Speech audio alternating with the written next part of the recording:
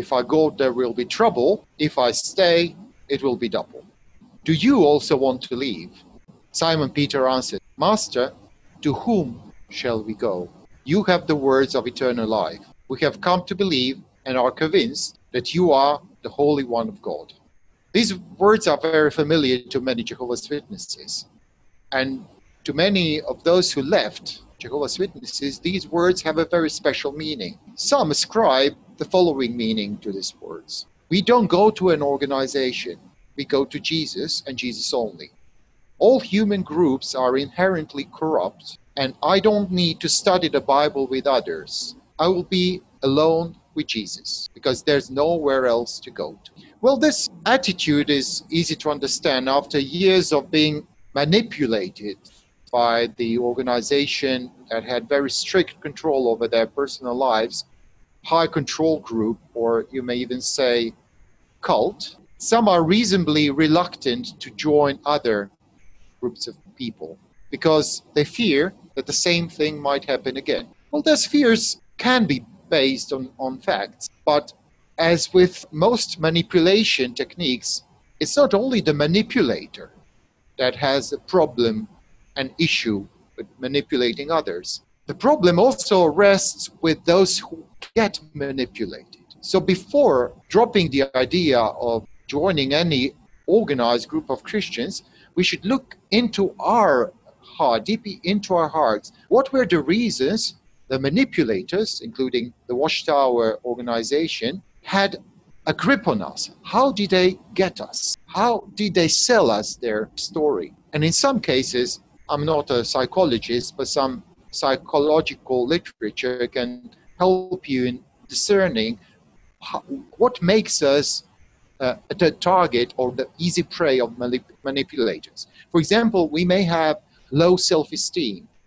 We may have never received commendation or approval from others. So when a cult or a group does love bombing on us, we put down our defenses. So that might be the reason why they got hold of us. But once we have dealt with our self-worth, we should be rather, of course, we should be careful, but also more ready to join other groups of people because we know what we are looking for, what should we beware of.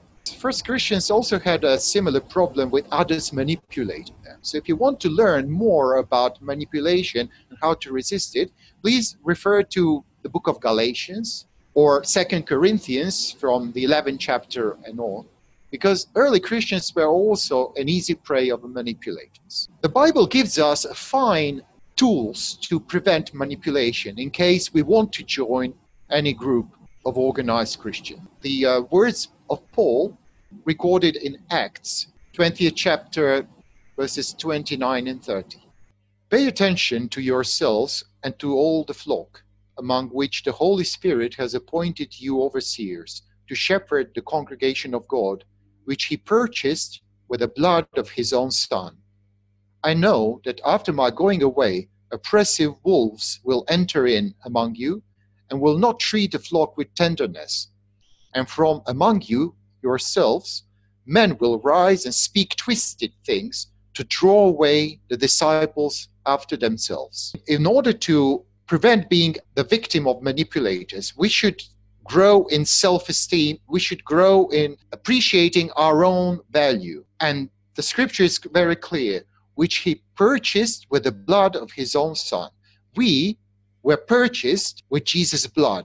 Jesus and God wants others to treat us with tenderness because they love us. And we should always keep it right in front of our eyes. We are precious in God's eyes. The second technique the scripture applies or recommends here in verse 30, in order not to be carried away by their twisted doctrines, we need to know what does the Bible really say in order to have a filter or to have the firewall on virus protection and prevent oppressive wolves of taking us as their prey and leading us away from Jesus. First, we have to understand how precious we are, and then we have to untwist twisted things. So what can we say about thus claims, we don't need an organization. We go to Jesus only. Did Bible encourage disorganized religion? That's an interesting question, and you'll have to browse through your memory of verses and try to answer whether Bible speaks about organized or unorganized religion. Every day, they devoted themselves to meeting together in the temple area and to breaking bread in their homes. They ate meals with exaltation and sincerity of heart, praising God and enjoying favor with all the people. And every day the Lord added to their number those who were being saved. Now, this is just one of the scriptures that are clear about what the Bible says about organized religion. The first Christians were certainly organized. They were organized in groups, they were meeting at homes, they were breaking bread together, they were praying together, they were meeting together. So no doubt about the fact that there had to be organized group of Christians. As in first century, there's no reason why it shouldn't be the same today. What might be the problem affecting Jehovah's Witnesses in understanding the word organization? Jehovah's Witnesses organization said that it doesn't really matter what you do or what you believe. If you're not part of Jehovah's Witnesses organization, it's worthless what you do. You have to be part of an organized group in order that your works become valid in front of God. You're doomed or lost if you're away from God's organization. Now, that's quite different from what the Bible says. We have to change that. Who are Christians according to the Bible? I am the good shepherd, and I know mine, and mine know me.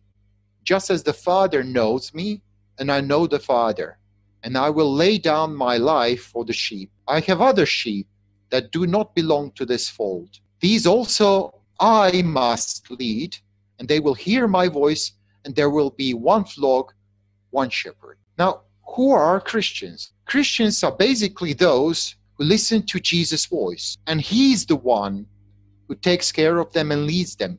But where does He lead them to? He leads them to His fold. Now, a fold is an organized group of members. The Bible uses another illustration for the organized group of Christians.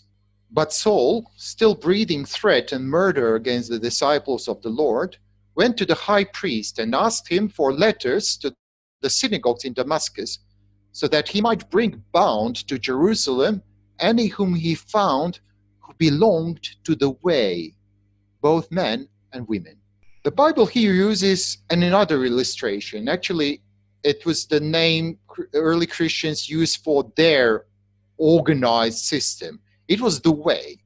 Now, in what way is the way organized? Let's imagine a modern highway. Are the vehicles on a highway organized? Well, they're not in a military convoy, but they follow the lines, they obey the signs, they go into one same direction. And if they have same goal, same destination, then they will meet other vehicles on that same way. In a similar vein, the Bible uses the illustration of a human body. Human body is not an organization. Human body is an organism. In a similar way, we should understand organized religion. Each and every one of us should have a relationship with God and Jesus and follow Jesus' lead. But whether we want it or not, if we really follow Jesus' lead, we would end up being on the same way, in the same fold, in the same body. Jesus promised one very reassuring thing. Believe me, woman, the hour is coming when neither on this mountain nor in Jerusalem will you worship the Father. You worship what you do not know. We worship what we know, because salvation begins with the Jews. Nevertheless, the hour is coming, and it is now, when the true worshippers will worship the Father with spirit and truth. For indeed, the Father is looking for ones like these to worship him. God is a spirit, and those worshiping him must worship with spirit and truth. The woman said to him, I know that Messiah is coming, who is called Christ. Whenever that one comes, he will declare all the things to us openly. Jesus said to her, I am he, the one speaking to you. We have no reason to doubt these Jesus words. Jesus openly says that he will find precious individuals, and we are precious because he's on the lookout for such ones. Our Father was looking for us and is willing to take us into his fold. His Son, on the other hand, can teach us the truth. He can untwist those twisted things and protect us in his fold.